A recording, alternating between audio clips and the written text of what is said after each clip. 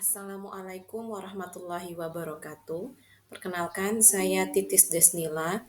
Kali ini saya akan memaparkan pemahaman saya mengenai model dan gaya kepemimpinan, perkembangan muktahir tentang kepemimpinan, persepsi dan strategi komunikasi kepemimpinan yang efektif.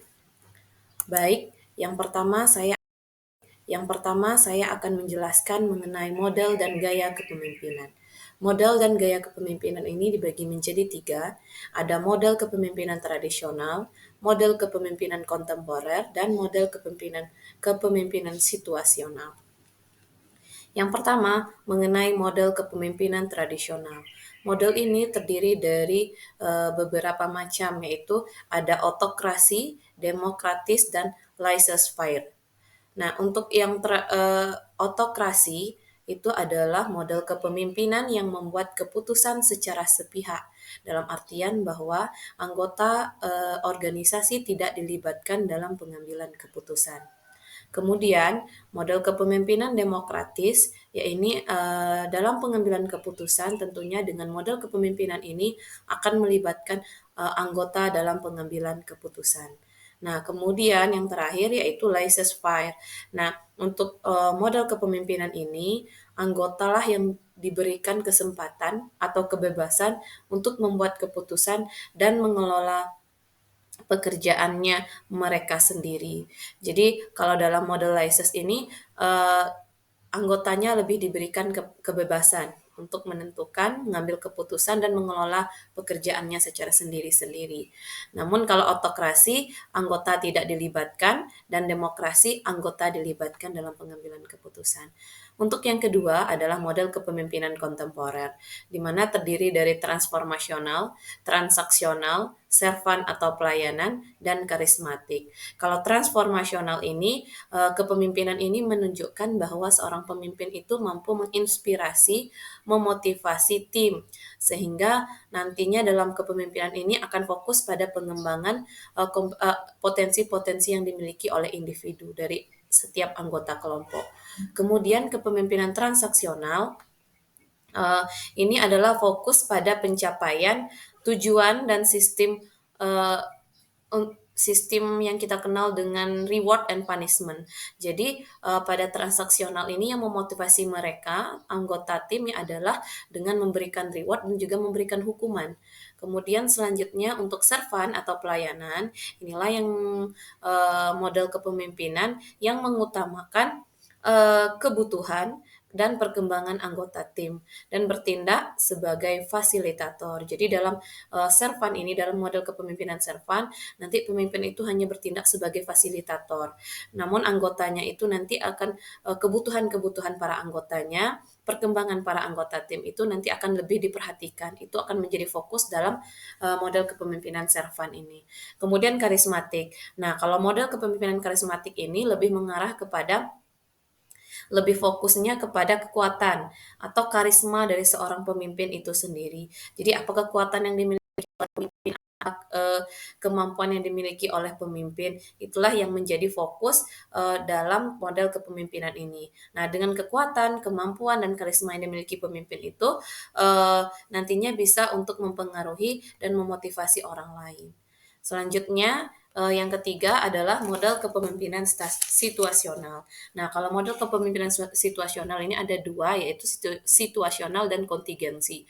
Perbedaan di antara keduanya, kalau situasional ini adalah kemampuan dari seorang pemimpin itu untuk menyesuaikan antara gaya kepemimpinan yang ia miliki dengan tingkat kesiapan atau kematangan dari anggota organisasi tersebut. Namun kalau kontingensi ini sangat akan berbeda dengan situasional, yaitu kalau kontingensi ini kemampuan dari seorang pemimpin itu untuk menyesuaikan antara gaya kepemimpinannya dengan situasi yang terjadi pada saat itu. Itu untuk materi pertama.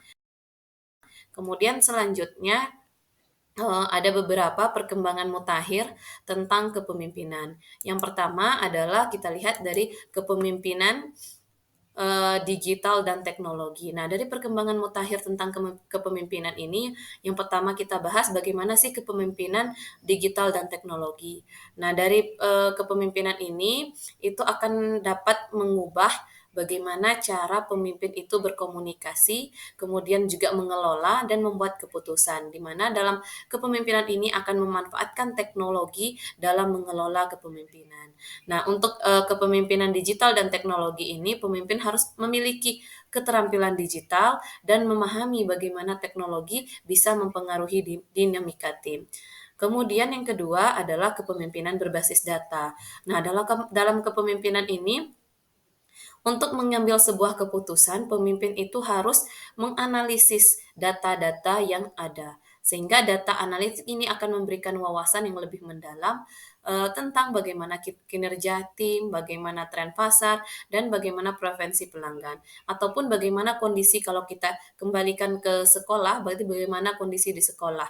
Dalam kepemimpinan berbasis data ini, seorang kepala sekolah kita contohkan harus mampu menganalisis data-data terlebih dahulu, bagaimana gurunya, bagaimana siswanya, bagaimana sarana dan prasarana di sekolah, sehingga nanti bisa mengambil keputusan yang tepat. Nah, kemudian yang ketiga adalah kepemimpinan global dan multikultural. Nah, untuk kepemimpinan ini memang kita harus mengelola, seorang pemimpin itu harus mampu mengelola adanya keragaman budaya. Jadi seorang pemimpin harus memahami keragaman budaya dan juga memahami bagaimana dinamika global sehingga nanti tercipta kepemimpinan yang baik. Nah, kemudian yang selanjutnya adalah kepemimpinan ini juga akan bersifat berkelanjutan, dalam artian fokus mereka nanti akan berkelanjutan kepada lingkungan sosial dan ekonomi. Artinya mereka akan memfokuskan pada sebuah keputusan yang dampaknya nanti positif pada jangka panjang. Kemudian untuk materi yang ketiga yaitu bagaimana persepsi kepemimpinan. Yang pertama adalah persepsi publik terhadap tentang kepemimpinan. Nah, untuk persepsi publik tentang kepemimpinan ini sangat mempengaruhi. Nah, karena bagaimana publik memandang seorang pemimpin itu akan mempengaruhi kinerja dari anggota tim tersebut. Nah, faktor seperti transparansi, integritas, dan komunikasi pemimpin ini sangat dibutuhkan sehingga menimbulkan opini positif dari publik itu sendiri. Nah, kemudian yang kedua ada persepsi karyawan terhadap kepemimpinan. Hubungan antara persepsi dan kepuasan kerja itu sangat erat, di mana ketika karyawan memiliki persepsi positif terhadap pemimpinnya, tentunya mereka akan mendapatkan kepuasan kerja atau meningkatnya kepuasan kerja para karyawan, sehingga dengan begitu tujuan organisasi akan mudah untuk dicapai. Kemudian persepsi juga akan berpengaruh terhadap kinerja tim. Ketika tim memiliki persepsi yang positif terhadap pemimpin, tentunya itu akan menjadi sebuah motivasi bagi mereka untuk menunjukkan kinerja yang lebih baik lagi. Dan yang terakhir adalah bagaimana strategi komunikasi kepemimpinan yang efektif. Nah, strategi komunikasi kepemimpinan efektif ini adalah yang pertama komunikasi interpersonal. Nah, maksudnya di sini adalah bagaimana seorang pemimpin ini mampu mendengarkan dengan aktif apa keluh kesah dari para bawahannya. Jadi setelah mendengarkan keluh kesah, mendengarkan dengan aktif, kemudian nanti para pemimpin ini mampu memberi umpan balik yang relevan terhadap permasalahan atau pendapat-pendapat yang dikemukakan oleh para anggota tim. Kemudian yang kedua adalah keterampilan berbicara di depan umum. Nah, keterampilan ini tentunya sangat dibutuhkan untuk seorang pemimpin karena nanti dengan memiliki keterampilan berbicara ini itu sendiri, nanti pesan yang akan disampaikan itu bisa tersampaikan dengan jelas kepada audien. Jadi untuk komunikasi ini sangat berpengaruh terhadap yang namanya organisasi. Yang kedua adalah komunikasi dalam tim. Nah, komunikasi dalam tim ini sangat penting karena itu akan menunjukkan adanya kolaborasi antar seluruh anggota tim untuk mencapai tujuan bersama. Bagaimana seorang pemimpin itu nantinya harus mampu membangun kepercayaan dari anggota tim melalui komunikasi. Nah, dengan komunikasi yang efektif tentunya akan menimbulkan kepercayaan dan kolaborasi yang baik antara pemimpin dan para anggota tim. Selain itu juga dapat menyelesaikan dengan komunikasi dalam tim yang baik, dapat menyelesaikan konflik yang efektif dan untuk strategi negosiasi menyelesaikan perbedaan dalam mencapai kesepakatan. Yang ketiga adalah komunikasi digital.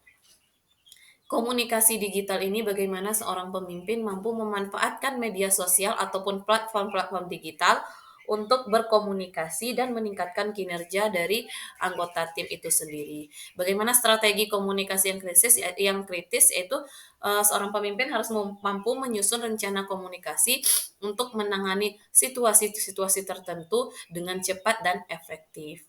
Kemudian yang terakhir adalah feedback dan evaluasi.